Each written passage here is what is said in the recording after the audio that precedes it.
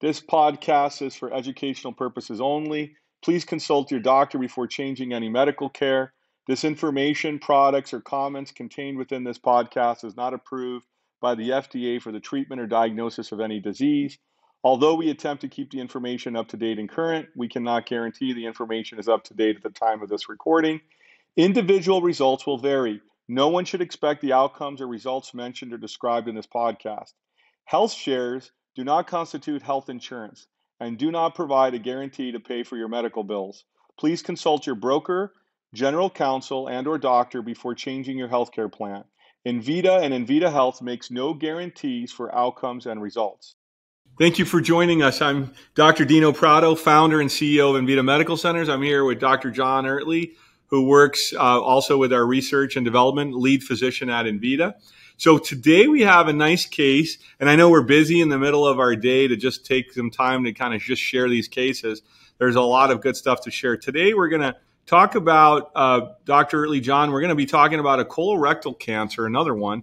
And I think there's some really good technology going on in this case that we can share with everybody. So let's go ahead and go ahead, Dr. Oertle, go ahead and take over and go through the case, and I'll jump in and add some commentary and education along the way. Yeah, so this is a woman who came to see us. She was 63 years old, and she was diagnosed with colorectal cancer. Now, she was diagnosed with colorectal cancer before she came on out. She was given a full, this says, emergency hemicolectomy. What does this mean? It's that the colon was removed because it was so large in her abdomen that it was causing intestinal blockages. So again, it was such a severe case that they had to remove it immediately. But even with the actual surgery, she had to do the surgery, but she already had an extensive amount of disease all over the abdomen.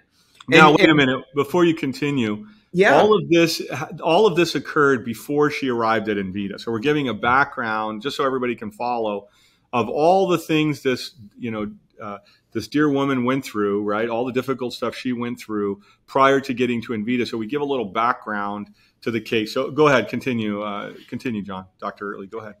Yeah, and she was given oral chemotherapy to be able to actually support her through the course of, because it was littered throughout the course of the abdomen.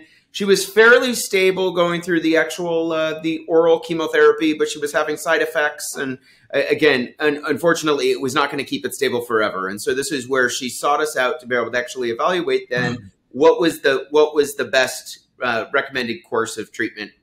Okay, so this is a PET scan that we ran when she first arrived at Envita. And what we see here is that we see that the patient had what's called peritoneal carcinomatomatosis.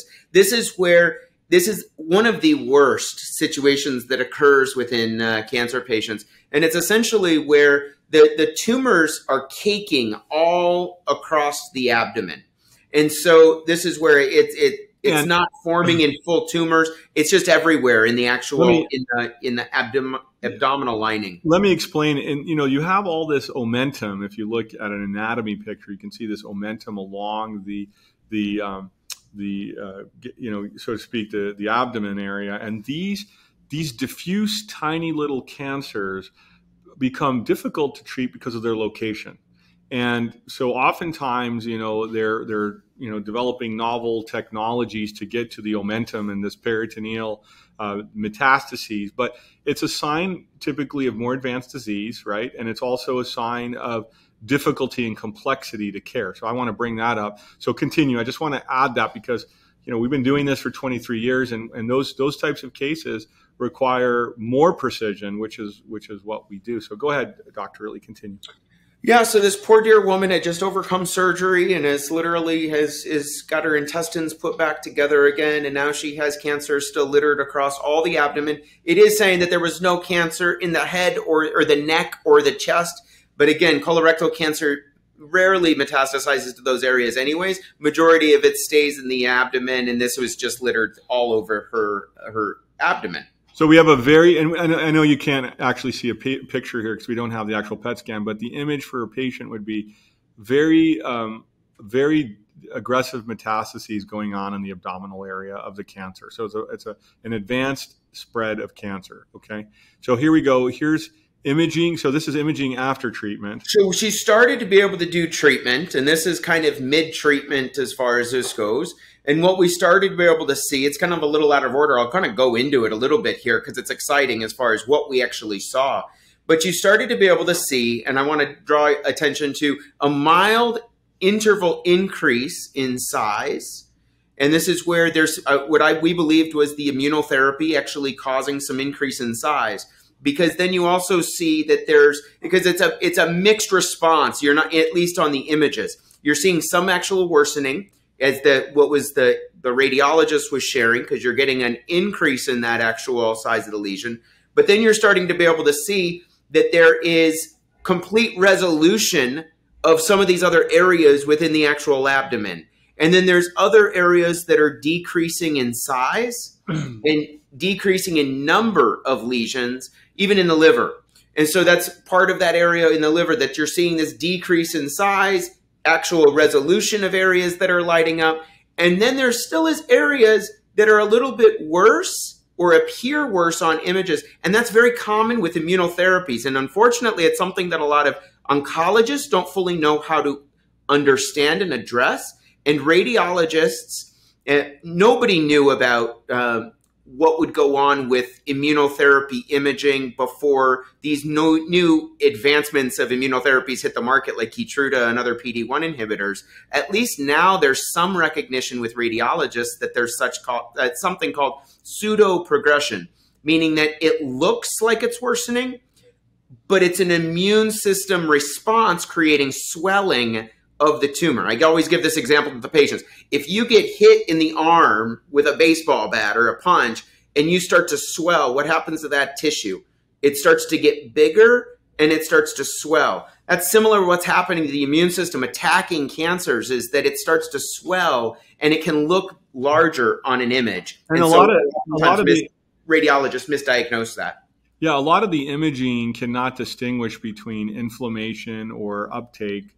And there can be a series of different ways of reading. So what's exciting with what we do at Envita is we've developed short-term response scales where we can now take a series of data points, genomics, circulating tumor cells, CT-free DNA, and then look at the imaging with different Hue scores and other technology, so we can determine in a very short amount of time whether the response is positive or the treatment needs to change. Now, this is important because when you have that kind of data, you have an advantage to saying, hey, I'm on the right course, don't change anything.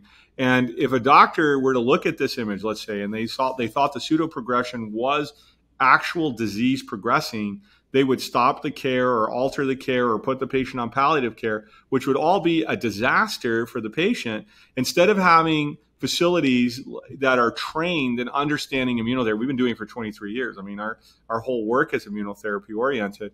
So we just, I think that's an important part amongst many things that we're going to talk about in this case, and how some are improving, some may look like they're worsening, but it isn't telling the whole picture. So let me go on here. Yeah. So let's talk about this is the whole plan that we actually had prescribed and that this dear woman received.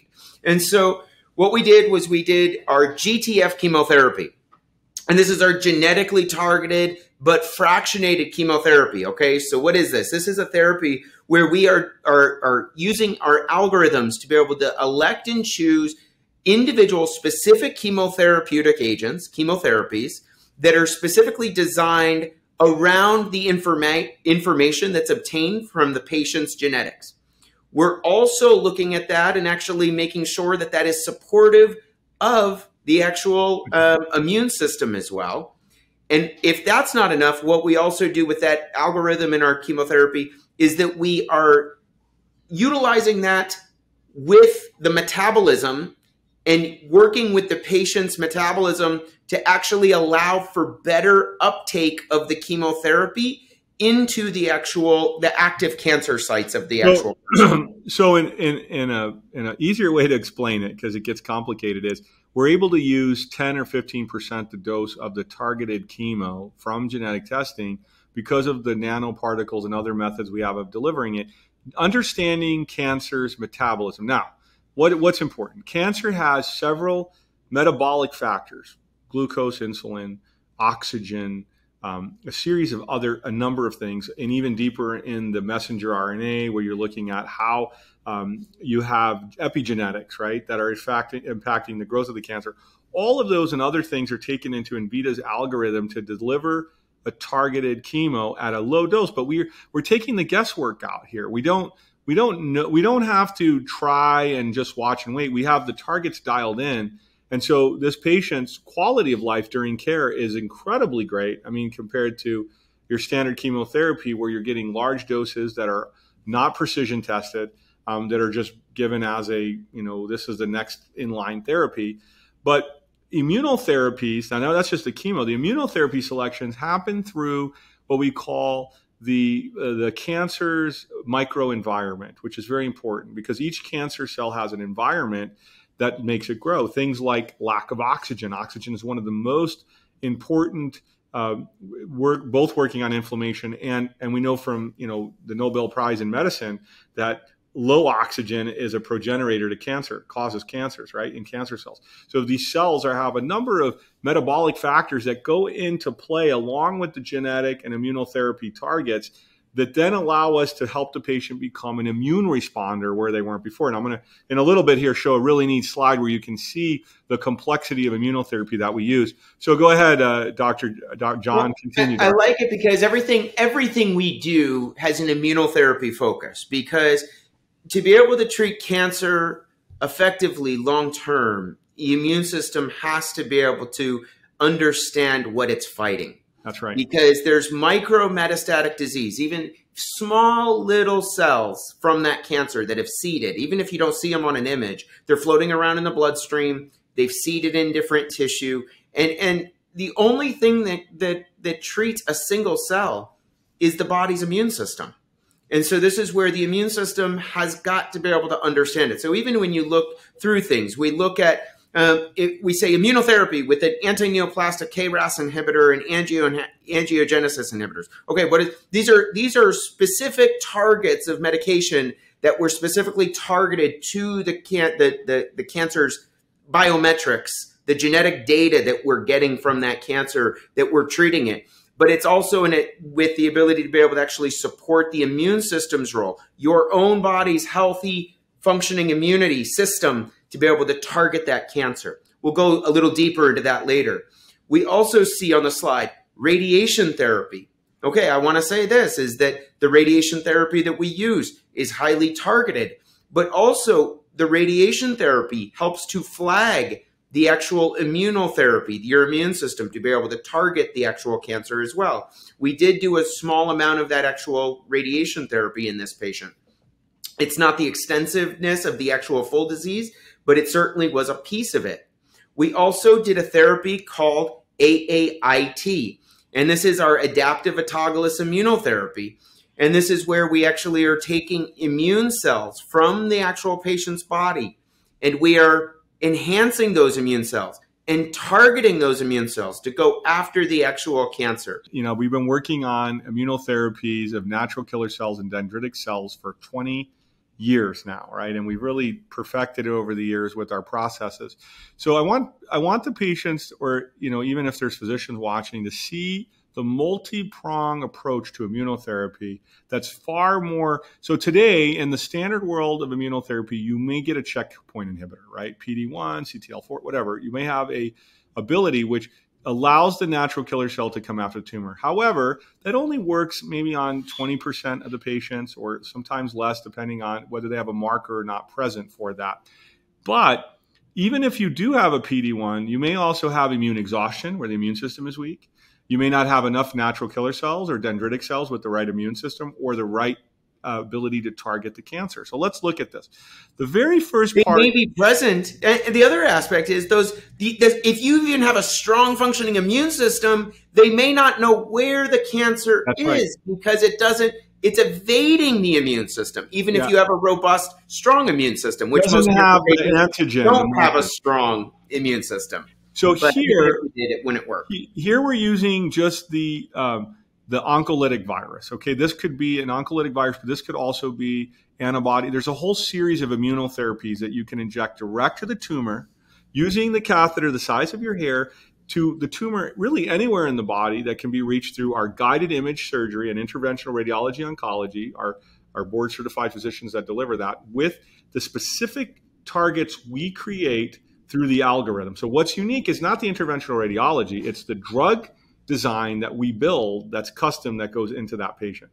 That drug goes into the patient and now kills the cancer. You start to get some die-off. And you'll see here these green little gems. These are antigens. Now you have the signal of exactly what the cancer is. So the cancer was evading itself from the immune system.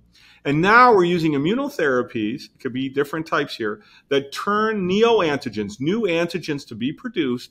And now the dendritic cells pick up those neoantigens and they move it to the natural killer cells. Now, in our international facility in Hermosillo, where we build immunovaccines, and we have been building natural killer cells and dendritic cells for 17 plus years there, we can type these genetically with peptide customization for each cancer, each patient, and expand those in number, redeploy them back into the body. Now we know that these are active, they're high in number, they're quality, they're ready to kill cancer cells, they're deployed into the patient after they've grown, and now you have the access of utilizing, if you have a target for it, a PD-1 inhibitor, a CTLA-4, whatever is the right target for the patient. This is what you will see in oncology, hopefully in the next 7 to 10 years. But you're getting it right now, and we're going to be probably way beyond that in 7 to 10 years. By the grace of God, our technology keeps evolving. You're getting world-class immunotherapy. The immune system is the first and last defense against cancer. 10,000 times a day, our immune system finds cancer cells and kills them. What happened? What went wrong with it? These processes we use and others are designed to hone the body's immune system to recognize, seek, and destroy the cancer. So this image, you're not going to get this anywhere. This is very specialized care that Envita has developed over the years. The combinations that are customized for each patient. These are unique. Even though here you see a poster of specific therapies, they're customized depending on your genomics, your tumor microenvironment, all the things that we need to access these and strengthen them. And then if we have all the adjuvant agents, whether those are nutrients and other things that make these natural killer cells and dendritic cells vibrant and alive so that your immune system can start going after the cancer. So I don't want to take up our whole talk. Is there anything you want to add, John, Dr. Oertle, before I move on beyond this slide? Is there anything else that you to summarize, the immune system is so highly complex, and the way in which it goes wrong to actually kill a cancer cell, cancer can evade, and it's so intelligent in how it's been able to actually form and treat. And we don't do any help by giving other high-dose chemotherapies to it that suppress immunity, or we're not removing root causes in the conventional system either, where there's either molds that are suppressing the immune system or other carcinogens that are suppressing the immune system. We were just talking about a patient today that had twice the levels of Roundup that any human body could have. And that was a carcinogen that led to the cancer. And so if you don't clean that out of the body, you're constantly messaging oncogenes and inflammation. So you're playing whack-a-mole by trying to take out the cancer without removing the causative agent. That's critical. That's part of our algorithm, is to identify and treat the cause of the cancer along the process. And it plays an important role. I want to show one other image here. This is now how we get to the tumor. So that was how we built the whole immunotherapy program for the patient. But here's how we went direct to tumor. With direct to tumor, we can use a catheter the size of the hair and go into the tumor and deliver the immunotherapy to redevelop those antigens directly in the tumor with exact dosing, sparing the body and creating these antigens. So what's unique here, again, is the drug design. It's the immunotherapy. It's the genomic chemotherapy. It's our algorithm that goes into the tumor. Otherwise, it's interventional radiology. And interventional radiology exists, but they give, standard drugs. They give gemcitabine, irinotecan, maybe doxorubicin. Yeah. And they don't work that well. And they don't work much better than beads or other things because they're not typed. So it's so important to know what you're giving is typed for the patient. It's critical. It's absolutely important. Okay, let's keep going here so we can we can keep going here and get into the case. If you go back to that slide, so what you see here is that even when you're seeing the chemo immunoprecision injections, that's that direct injection with the catheter the size of your hair, directly injected and allowing those actual medications that's designed around the patient specific. This is what this individual received. AAIT immunotherapy, the adaptive autologous immunotherapy. This is immune system that's taken from the patient's own immunity, enhanced in a laboratory, and then educated to target the actual cancer and redeployed into the actual body. This is everything that we're doing for that patient, and she received 12 weeks of therapy. Okay, so this was, you saw some of the actual, the imaging that was responded to. We'll go through that. This was one of the examples, though, of her biometrics that was found where she had this specific type of what's called KRAS. Okay. Now, wait a minute. If you didn't do genetic testing, would you know any of this information? You would know none of it. None of it. And therefore, you would be treating this patient blind in some ways because you wouldn't have this data. And you wouldn't know anything about the mutational rate on the cancer. You wouldn't know anything about microsatellite instability. You wouldn't know anything. And this is just, again, just for the sake of the slide, we put up a few things. When we run genetic tests, we're looking at mRNA, genomics, metabolomics, and it's just language of information. We're looking at causative agents, toxicity exposures, things that are going to hit the immune system. We're looking at microsatellite instability. We're looking at tons of data. Then we build the algorithm. So it's important that as we look at this, we're just showing the KRAS because, by the way, that's pretty important in colon cancer, right? It is. Because now there's actionable targets for that, which can be very important. So is there anything you want to go over on this slide before I move through here? Yeah, I want to talk about even a specific thing because it's not even just KRAS, but there's different genetic alterations of those. Even KRAS, there's different genetic alterations of how KRAS is actually presenting. In this case, and this is what we're seeing even with drugs and drug design, is that the more that specific it is, that there can be a KRAS that's absolutely not responsive, but for this individual, we were able to capture a specific type of KRAS mutation that was now showing to be able to be a specific target as well. And so it was the G12C, G12C, right, is the specific type of KRAS mutation. And so it's even taking it a step deeper in the genetic targets. I mean, this is where, wonderful. And it's important because when you open up, one of the things that I always like to be able to say is that when we're treating cancer, there's so much data and research in cancer that the more we know, the more we find out that there's deeper understanding of cancer. And this is why we keep driving technology and keep going deeper in technology and keep delivering the best of technology at Envita, because the more we understand, the more the data is presented to us, we're utilizing that data in order to be able to help patient outcomes now, today. So there's a drug that's on the market specifically for even this KRAS mutation, but it is approved by the FDA for the treatment of a certain type of lung cancer. Okay, so this would be what would be considered an off-label use of this medication. It's an approved medication, but because the patient has a genetic target to be able to treat this, we're going to utilize this along with our whole immunotherapy targeted treatment plan for that patient. And so let me just add this. This is where oncology is going, where they're going to open up the markers across all the cancers, right? Because the marker is not just exclusive to the lung. It's found in other cancers. As I've talked about for years, cancer is not a disease of only tissue. It's a disease of genetic mutations and of cellular signaling and messaging and tumor microenvironment.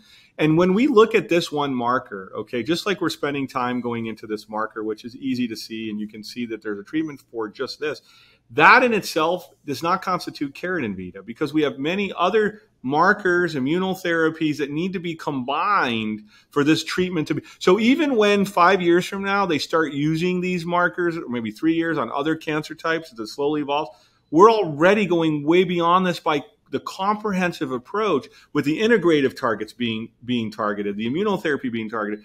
And it's this combination that makes a big difference. Take a look at what happens when you have the right drug, and you can start to see already here the response rates with this. This starts to become the actual responses that we see in the actual, this is a tumor marker called CEA. And so CEA is an interesting tumor marker as well, because CEA, common for common for colorectal cancers to be able to have CEA, but it's an interesting tumor marker because this elevates when there's inflammation as well. And actually, what do you see here? You started to see in this graph, the x-axis is going to be your time, your y-axis that's going up and down. This is the start of the actual of when the patient came on out, and we started to be able to actually treat this patient. What you started to see is that started to be able to rise.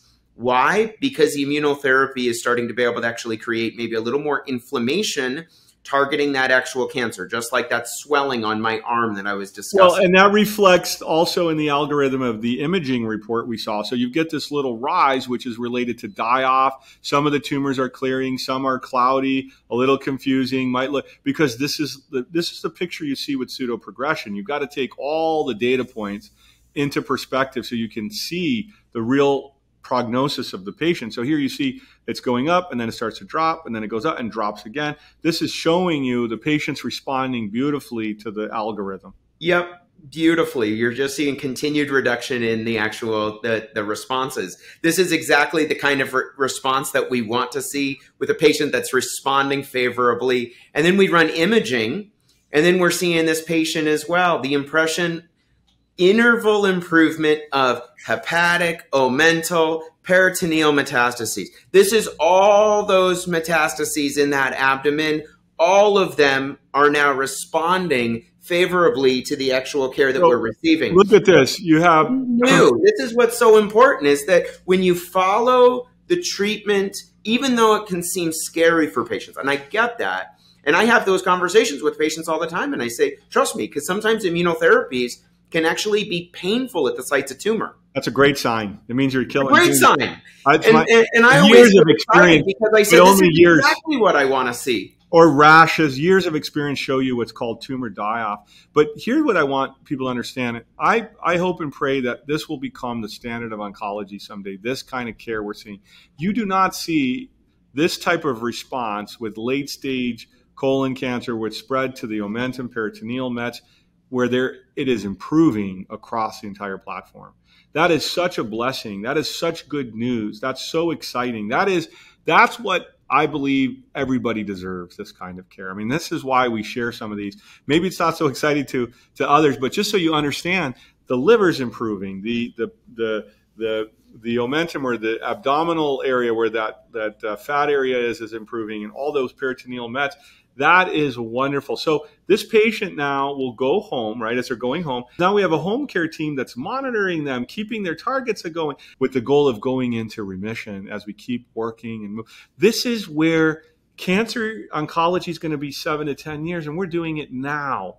That's the exciting part. And we're working hard. I mean, I want to bring this in because sometimes people say, we get 13,000 to 15,000 inquiries a year to come to Envita.